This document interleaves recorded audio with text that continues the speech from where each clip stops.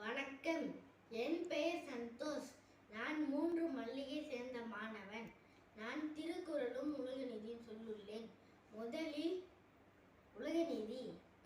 ஓதாமல் ஒரு நாளும் இருக்க வேண்டாம், படிக்காமல் ஒரு நாளும் இருக்க வேண்டாம், ஒருவரையும் பொல்லாங்கு சொல்ல வேண்டாம், யாரை பற்றியும் தீமை பயக்கும் சொற்களை சொல்ல வேண்டாம், மாதாவை ஒரு நாளும் மறக்க வேண்டாம், பெற்றெடுத்த தாயை எவ்வேளையிலும் மறந்துவிடக் கூடாது, வஞ்சனைகள் செய்வரோடு இணங்க வேண்டாம், தீமை செயல்கள் செய்வரோடு நட்பு கொள்ளுதல் கூடாது, போகாத இடந்தனிலே போக வேண்டாம், செல்லத்தகாத இடங்களுக்கு செல்ல வேண்டாம், போகவிட்டு புறஞ்சொல்லி திரிய வேண்டாம், ஒருவரை போகவிட்டு பின் அவரை பற்றி குறைகள் கூறி திரிதல் கூடாது. திருக்குறள். முயற்சி திருவினையாகும், முயற்றின்மை இன்மை புகுத்திடும்.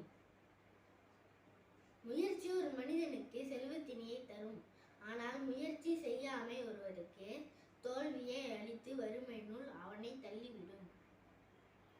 எண்ணி துணியில் கர்மம், துணிந்த பின் எண்ணுவோம் என்பது இலக்கே. நன்கு ஆராய்ந்த பின் ஒரு செயலை மேற்கொள்ள வேண்டும். தொடங்கிவிட்டு ஆராய்ந்து கொள்ளலாம் என்பது குற்றம்.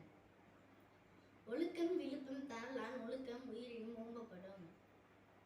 ஒழுக்கம் ஒரு மனிதனுக்கு பெருஞ்சிருப்பை தரவல்லது. இவ்வொழுக்கத்தை உயிரினும் மேலாக கருதி காக்க வேண்டும்.